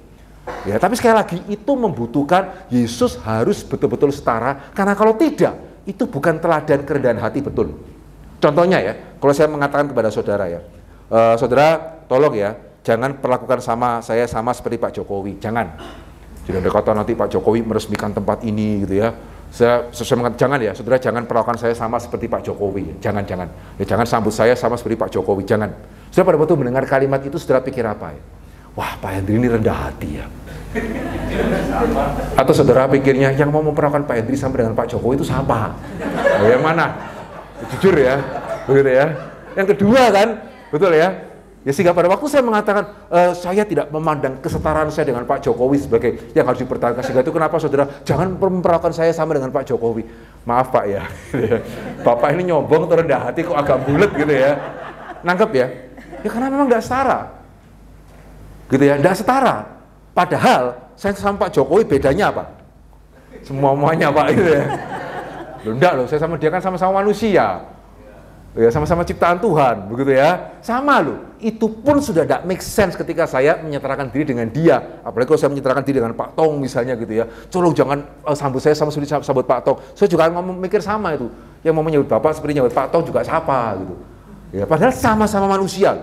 Sehingga kalau Yesus itu tidak setara Allah, apalagi dia ciptaan. Terus Paulus mengatakan Yesus tidak memandang kesetaraannya dengan Allah, begitu ya. Itu bukan teladan hati, saudara. Yesus mesti bertobat itu kalau sampai dia memandang kesetaraan dengan Allah sebagai milik yang tidak perlu sama seperti tadi ya. Kalau saya berpikir seperti itu, saya mesti bertobat, bukan saya jadi contoh rendah hati. Nangkep ya? Ya sehingga di sini kita melihat that makes sense. Ya sehingga untuk Paulus bisa menjadikan Yesus sebagai teladan untuk Euodia Sintike ngapain gegeran, sama-sama pekerja kok gegeran, sesungguhnya bantu mereka dong, begitu ya. Itu berarti Paulus mengamini ya Allah Bapa dengan Allah Anak itu setara. Itu kenapa luar biasa ya, begitu ya. Kalau Pak Tong tidak menganggap dirinya setara dengan Billy Graham, atau Billy Graham tidak menganggap dirinya setara dengan Pak Tong, itu luar biasa itu, begitu ya. Ya karena setara. Ya Paulus tidak menganggap dirinya lebih tinggi dari Apolos, Apolos tidak menganggap dirinya lebih tinggi daripada Paulus. Ini luar biasa ini. Begitu ya, saya yang menanam, Apolos yang menyiram. Wah, Paulus ini rendah hati ini, betulan rendah hati ini. Gitu ya. Tetapi kalau kemudian Timotius mengatakan, saya tidak menganggap kesetaraan saya dengan Paulus gitu. Waduh ya, ini agak masalah ini murid satu ini gitu ya. Nangkep ya? Sehingga dari sini kita melihat jelas dari Filipi ini yang ditulis di tahun 61-62 oleh Paulus. Jelas. Ya bukannya baru sekian puluh tahun berlalu terus kemudian muncullah dahulu kala adalah orang yang bangkit begitu ya. Kapan itu dahulu kala? Tidak.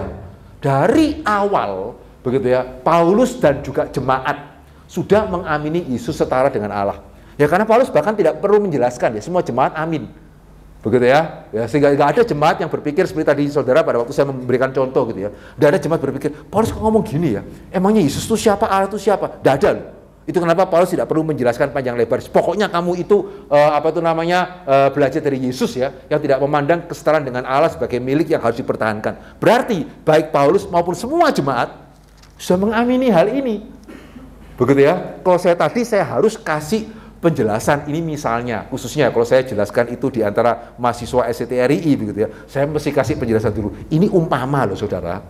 Ya karena kalau sampai saya pakai contoh Pak Tong tanpa saya ngomong ini umpama, saya bisa masalah itu gitu ya. Sehingga ini contoh loh saudara ya. Karena ada yang tersinggung kalau saya nggak ngomong gitu loh. Siapa Bapak ini? Kurang ajar sekali gitu ya. Ini Paulus enggak perlu pakai penjelasan gitu. Sehingga ya memang jemaat sudah mengamini. Ya sehingga jemaat tahun 60-an itu sudah mengamini Yesus setara dengan Allah. Ya, sama seperti mereka tahu bahwa Yesus kemudian turun ke dalam dunia, mengosongkan diri, dan kemudian Allah yang meninggikan dia. Sehingga garis besar ya, dari Efesus 2, 5-11, itu menunjukkan bagaimana Yesus dari kemuliaan secara ontologis, ya, setara dengan Allah secara ontologis, mengosongkan diri, menjadi hamba, taat sampai mati di atas kayu salib, dan Allah meninggikan dia. Nah, ini kemuliaan secara sejarah keselamatan. Ya, jadi ada dua kemuliaan ya, kemuliaan secara ontologis dan kemuliaan secara sejarah keselamatan. Ya, sehingga Pak Tong sekali pernah tanya pertanyaan yang menarik ya, apa bedanya Tuhan dengan hantu? Ada yang coba jawab? Apa yang perbedaannya Tuhan dengan hantu? Gitu ya, hantu itu mau meninggikan diri, sama Tuhan direndahkan, sama Allah direndahkan. Sementara Yesus, Tuhan Yesus merendahkan diri, kemudian ditinggikan. Persis berbeda ya, jadi persis terbalik itu. Jadi kalau hantu itu mau meninggikan diri, direndahkan. Kalau Tuhan itu malah merendahkan diri, kemudian ditinggikan. Ya, sehingga ini beda, mesti dibedakan. Sehingga kalau seperti ini ya, saudara ya nggak bingung lagi, tanpa kita harus menyangkal loh. Ya, jadi tanpa kita harus mengatakan, enggak, Korintus itu maksudnya enggak gitu. Loh, kita ngomong, ya memang maksudnya gitu. Begitu ya. Ini bagusnya ya, kita bukan pokoknya. Gitu ya, ya memang Paulus di Korintus maksudnya Allah anak lebih rendah daripada Allah Bapa, tapi bukan dalam pengertian ontologi. Ya, itu dalam pengertian seperti Filipi 2 tadi ini 9-11. Ya, jadi ya sebetulnya Pauline Kristologi ya, Paulus mengamini Yesus sepenuhnya Allah, sepenuhnya manusia. Bukan sepenuhnya manusia tetapi Allahnya menjadi. Tidak. Ya, sehingga ayat-ayat yang berbicara seperti kok Yesus lebih rendah ya, tapi justru sebetulnya itu menunjukkan Yesus manusia sejati, dia berhasil menyelesaikan misinya. Salah ketik. Ya, jadi Yesus manusia sejati. Ya, sebagai manusia sejati ya dia bisa mati. Ya, sebagai manusia sejati ya dia menaklukkan diri. Sehingga 1 Korintus 15 ini ironi itu. Karena ayat itu sebetulnya berbicara mengenai keberhasilan misi Yesus. Sehingga dia berhasil, itu kenapa dia menaklukkan dirinya di bawah Allah, sehingga Allah menjadi semua di atas semua. Itu menunjukkan rencana penciptaan manusia itu tergenapi di dalam Kristus. Ya, sehingga 1 Korintus 15 tadi kalau dibaca secara salah, seolah-olah Yesus secara ontologi lebih rendah daripada Allah. Itu ngawur. Tapi kalau dibaca secara benar, justru menunjukkan Yesus secara sejarah keselamatan berhasil. Adam gagal, Adam kedua ini berhasil. Gara-gara Adam pertama, alam dikutuk. Tapi gara-gara Adam kedua, segala sesuatu dibawa untuk kemuliaan nama Allah. Dia berhasil, gitu ya, bukan inferior. Jelas ya? Jadi kalau kita mengerti pembagian ini, maka di sini kita melihat ayat-ayat Paulus ya, yang menunjukkan inferioritas Yesus. Sebetulnya menunjukkan Yesus adalah manusia sejati yang berhasil menyelesaikan misinya. Ya, jadi Yesus yang mengosongkan diri dan menjadi keturunan Daud itu dimuliakan sebagai anak Allah setelah kebangkitannya yang berpuncak pada kedatangan kedua. Jadi betul sih memang ya dia adalah keturunan Daud ya karena dia sudah mengosongkan diri. Ya bukan dari kekekalan dia keturunan Daud, ya enggak. Ya jadi memang setelah dia mengosongkan diri ya memang dia keturunan Daud. Begitu ya, enggak salah. Demikian juga Yesus menaklukkan diri kepada Allah itu menunjukkan dia berhasil. Beda dengan Adam. Sudah memberontak, alam turut terkutuk, Yesus menaklukkan diri dan mempersembahkan segala ciptaan untuk kemuliaan nama Allah. Ya, sehingga ayat-ayat ini mesti dimengerti seperti ini. Ya, sehingga sama ya, di dalam Alkitab ayat-ayat yang menunjukkan Yesus itu sepertinya bukan Allah. Justru kita harus bersyukur ada ayat-ayat seperti itu. Karena itu menunjukkan Yesus betul-betul menjadi manusia bukan sandiwara. Ya, sehingga saya heran. Kok ada ya orang yang tidak percaya Yesus Tuhan, tapi percaya Yesus mati gitu. Ya kalau Yesus itu, kenapa kok tidak pakai ayat itu gitu? Gitu ya. Sehingga kalau tidak percaya Yesus itu, kalau heran ya, Yesus kok bisa takluk kepada Allah? Kok tidak heran sekalian kok Yesus bisa mati? Betul ya? Nah maksud saya ya, begitu ya. Harusnya kita heran dong, Yesus kok bisa mati? Katanya Allah kok bisa mati? Ya karena memang dia turun menjadi manusia.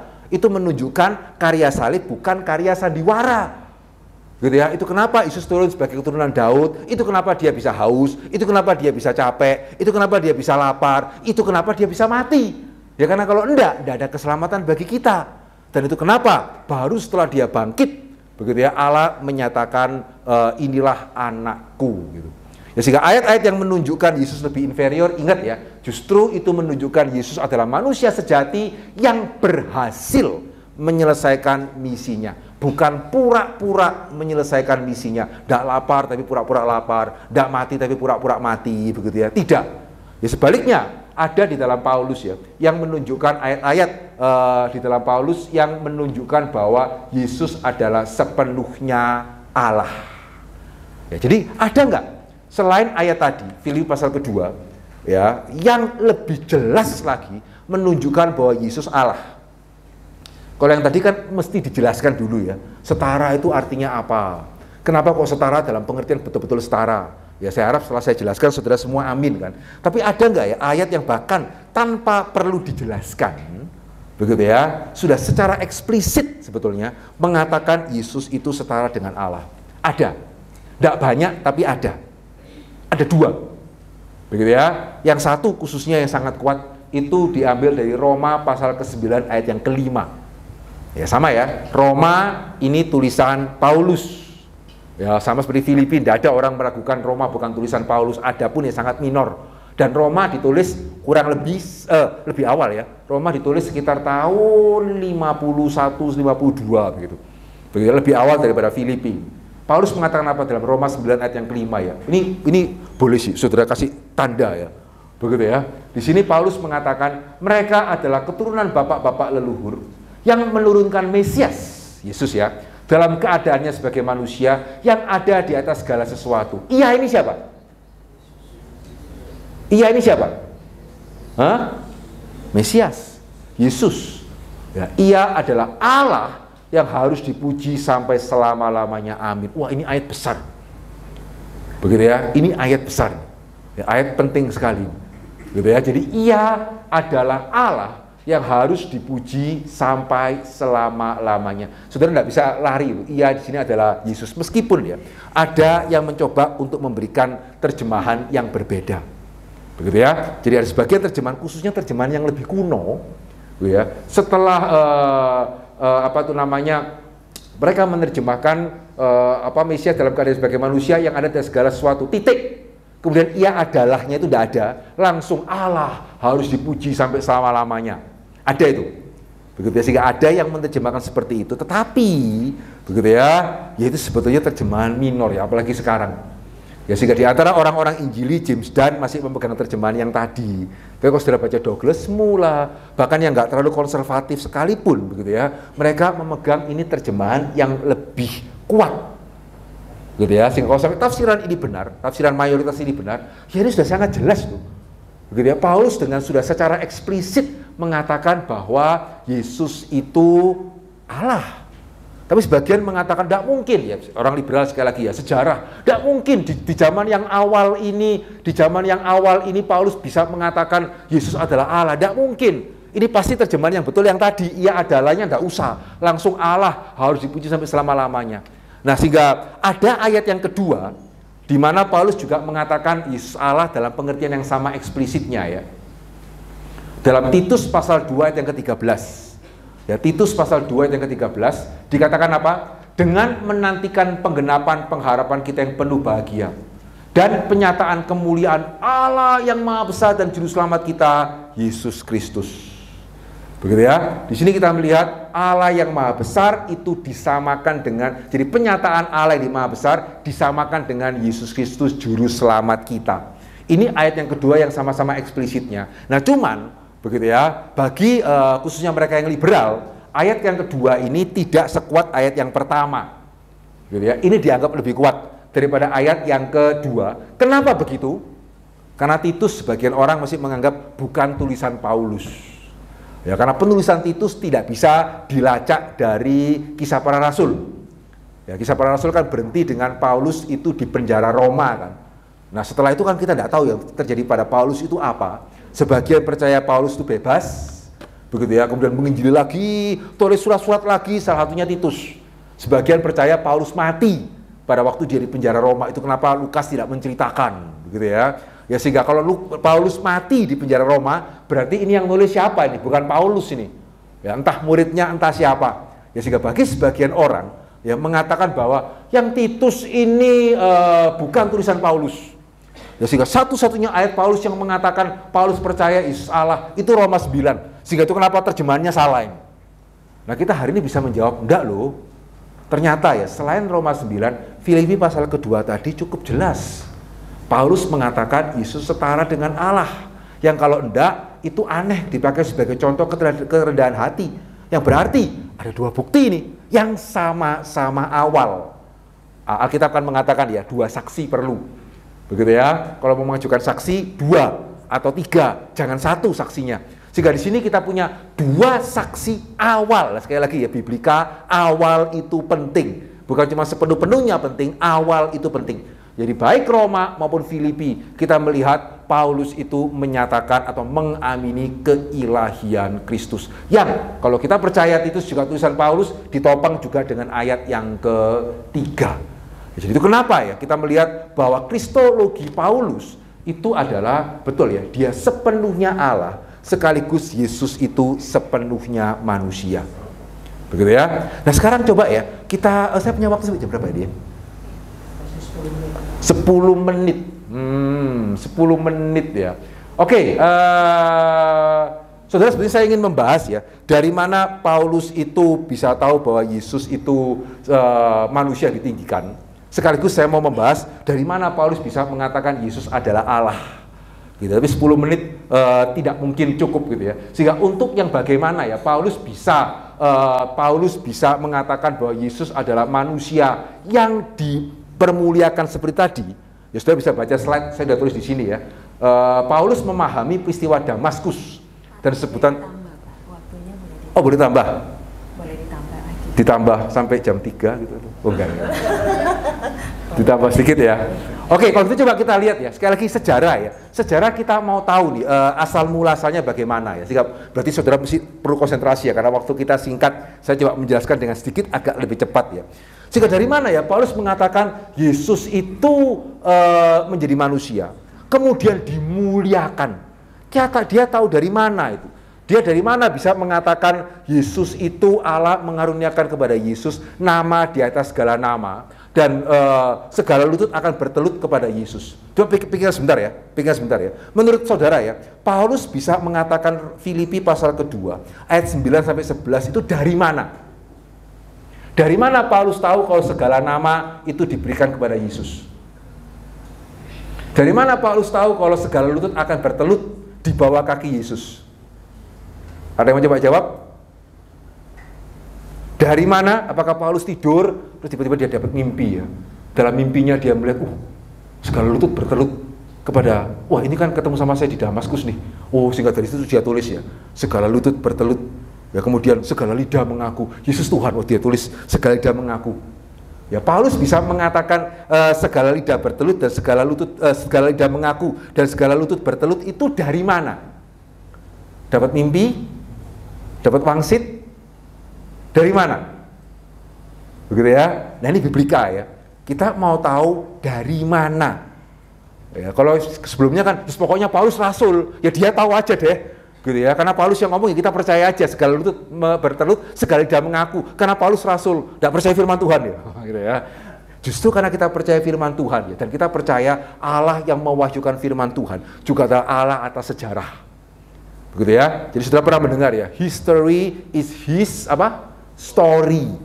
Gitu ya. Sejarah adalah kisahnya. Sehingga justru karena kita percaya ya, jadi bukan karena kita tidak percaya maka kita kemudian mencari dari mana Paulus bisa mengatakan Yesus itu segala lutut bertelut, segala lidah mengaku. Enggak, justru karena kita percaya. Ya, kita percaya Allah yang mewahyukan firman Tuhan juga adalah Allah yang menciptakan langit dan bumi, juga adalah Allah yang atas sejarah. Begitu ya. Itu kenapa betul ya, Allah sudah mempersiapkan segala sesuatu di dalam sejarah. Sehingga bukan kebetulan kalau Paulus bisa mengatakan kalimat tadi. Ya, segala lutut bertelut, segala lidah mengaku, nanti dia akan menaklukkan diri di bawah kaki Allah, begitu Allah menjadi semua, di atas semua. Itu ada dasarnya. Siapa yang tahu dasarnya itu apa? Begitu ya. Dasarnya ada di satu ayat perjanjian lama, Daniel pasal yang ke-7. Sebagian saya skip ya, sudah bisa baca sendiri karena waktu kita terbatas. Saya langsung aja ajak saudara lihat di Daniel pasal yang ke-7. Ini dasarnya. Begitu ya, ini dasarnya.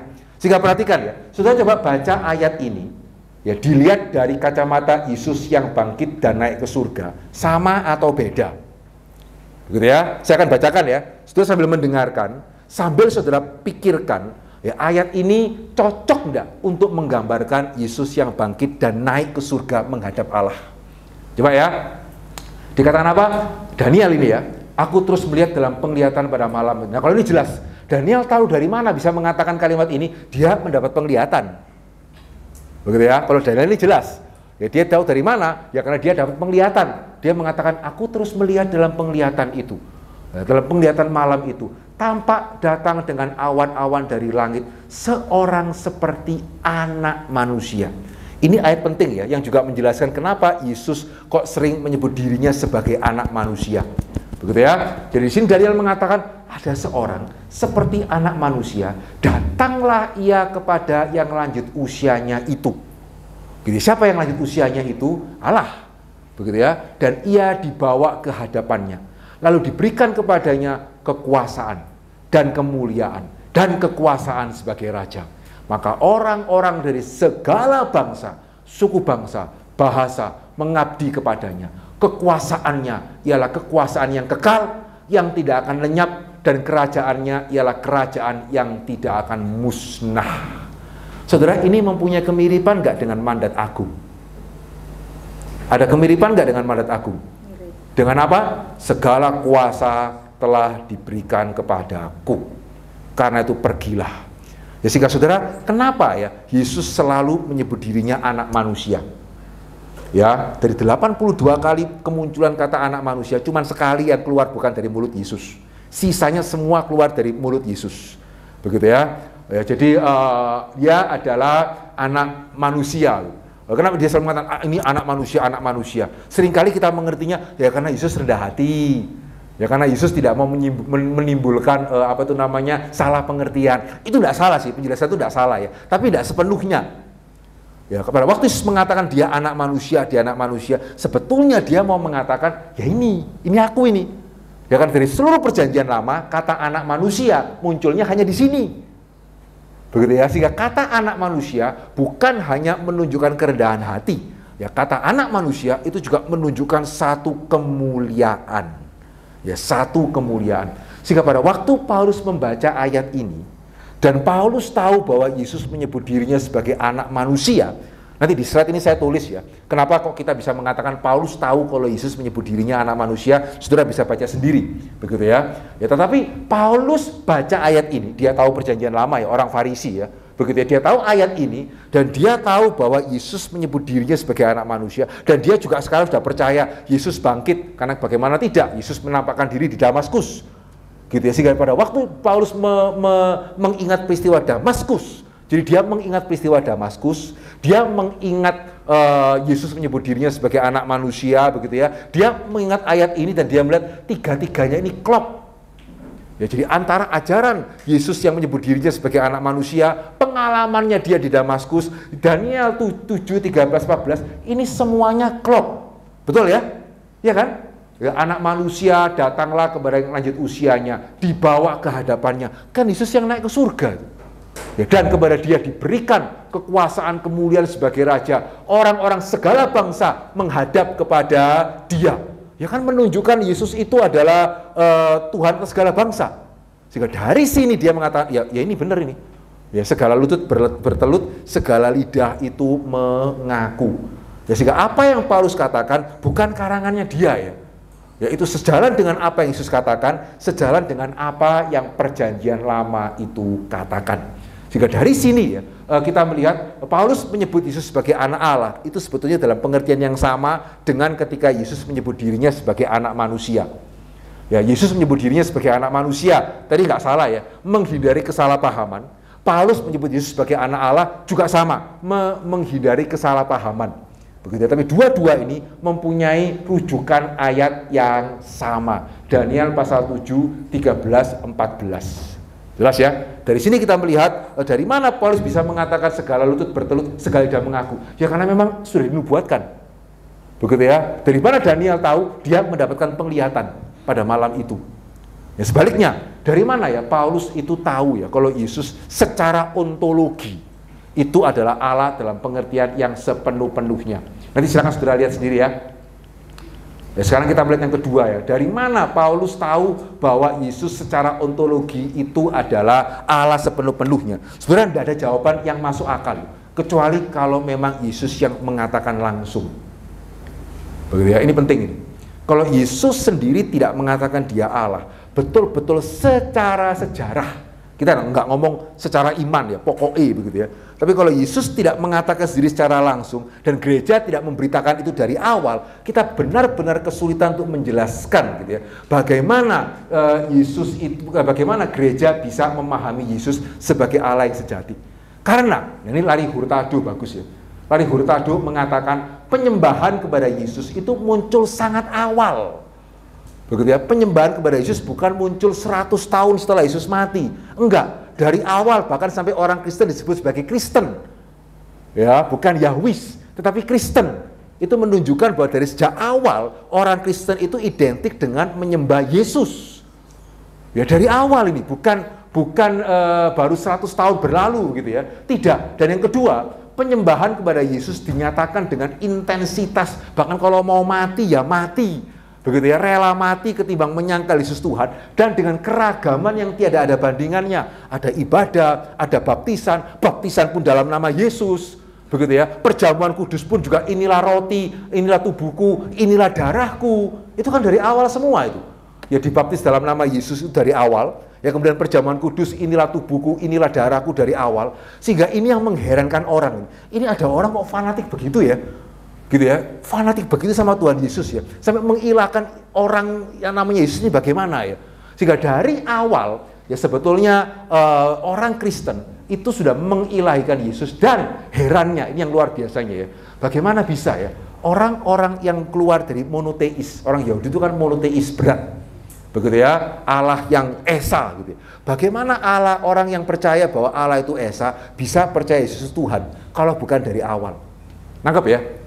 Begitu ya, sehingga dengan memandang betapa awalnya penyembahan kepada Yesus dan juga betapa intensnya, betapa beragamnya begitu ya penyembahan kepada Yesus begitu ya. Sementara orang Yahudi dan juga jemaat mula-mula begitu ya, sehingga satu-satunya jawaban yang make sense adalah Yesus itu menyatakan dirinya adalah Allah. Ya, sehingga begitu cepatnya penyembahan kepada Yesus menunjukkan kesetaraan Yesus dengan Allah diakui sejak awal gereja itu ada. Gitu ya. Ya, demikian juga Paulus jelas paham ya dengan ajaran gereja mula-mula yang sempat ia aniaya dengan keras. Ya, sehingga kenapa Paulus menganiaya gereja? Karena ini mana bisa ini orang yang disalib kamu bilang Tuhan, berarti Paulus tahu itu, begitu ya. Sehingga Paulus tahu dari awal bahwa orang Kristen mengamini Yesus sebagai Tuhan. Dan yang ketiga ya, Paulus juga tahu Yesus menyebut dirinya anak manusia. Anak manusia ini adalah menunjuk kepada Daniel tadi, begitu ya. Paulus jelas mengenal ucapan-ucapan Yesus. Sehingga ya, mengingat monoteisme Yahudi, mungkinkah gereja mula-mula termasuk Paulus bisa memiliki pemahaman sedemikian jikalau bukan Yesus yang memulai? Ya, sehingga kalau sampai mereka percaya Yesus itu adalah Allah, ya kalau bukan dari Yesus dari mana? Ya, beban pembuktian bukan ada pada kita yang percaya ya. Beban pembuktian ada pada mereka yang meragukan. Dari mana terus? Kalau tadinya kan mereka mengatakan, ya karena sejak berlalunya waktu, mitos. Tapi ini 30 tahun kok, mitos dari mana? Mana bisa mitos 30 tahun, 20 tahun jadi mitos? Ya tidak bisa. Begitu ya, sehingga dari mana? Ya suruh mereka jawab sudah. Gitu ya, kalau kita jawabannya sederhana, ya dari Tuhan Yesus. Loh kamu kok tahu kalau dari Tuhan Yesus? Ya karena Paulus kenal ajaran Tuhan Yesus. Ya, dan jemaat mula-mula menyembah Yesus dari awal. Dan mereka adalah monoteis. Gitu ya, sehingga bagaimana mereka bisa seinovatif itu kalau bukan dari Yesus? Ya, sehingga yang tidak percaya, silakan jelaskan dari mana. Jangan cuma pokoknya saya tidak percaya Yesus itu bukan Allah. Gitu ya, kamu tidak bisa pakai penjelasan karena 100 tahun berlalu, belum 100 tahun kok. Ini baru 20-30 tahun kok. Ya, sehingga jelaskan bagaimana dari awal. Ya, gereja mula-mula termasuk percaya Paulus bisa-bisanya menyembah Yesus padahal mereka itu adalah monoteis. Silakan mereka menjelaskan, dan sampai sekarang izinkan saya mengatakan belum ada orang yang menolak yang bisa kasih penjelasan yang masuk akal. Begitu ya, sehingga salah kalau orang mengatakan yang percaya Yesus Tuhan itu tidak masuk akal. Ya kuno itu. Ya cuma percaya gereja, sementara kita yang tidak percaya Yesus Tuhan, wah kita ini ilmiah bisa menjelaskan. Tidak loh. Ya, hari ini kita pakai pendekatan yang lebih ilmiah kan? Begitu ya? Sehingga silakan yang mengatakan kita tidak ilmiah, yang mengatakan dirinya ilmiah, silakan untuk mengatakan, menjelaskan bagaimana caranya Yesus bisa disembah pada masa awal oleh orang Yahudi yang monoteis kalau bukan berasal dari Yesus sendiri. Sementara itu bukan baru dipercaya setelah 100 tahun. Dan bagi mereka yang mengatakan Alkitab itu tidak mengatakan Yesus Tuhan, ya kamu salah baca. Begitu ya? Karena bahkan orang-orang yang tidak percaya Alkitab firman Tuhan itu pun mengatakan bahwa Alkitab ini mengatakan Yesus itu adalah Allah. Cuman mereka mengatakan para murid merubah, begitu ya. Sehingga dari sini kita bisa menjawab ketiga pertanyaan kita tadi ya. Ya, jadi apakah Alkitab mengatakan Yesus adalah Tuhan dalam pengertian sepenuh-penuhnya? Ya. Ya, termasuk Paulus tadi.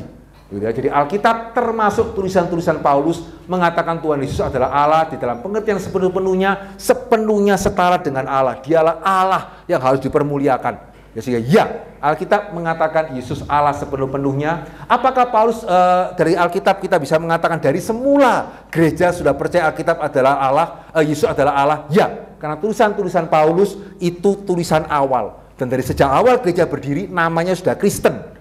Gitu ya, namanya sudah Kristen, yang berarti tandanya adalah mereka itu menempatkan Yesus dengan sedemikian istimewanya. Ya, dan apakah bagaimana dengan ayat-ayat yang menunjukkan Yesus sepertinya lebih rendah? Bukan, yaitu berbicara mengenai Yesus dalam pengertian sejarah keselamatan setelah berinkarnasi, bukan berbicara mengenai Yesus yang dari sudut pandang ontologi. Ya, itu yang saya bisa sampaikan, ya kiranya boleh menjadi berkat bagi setiap kita ya. Mari kita sebentar kita masuk di dalam doa.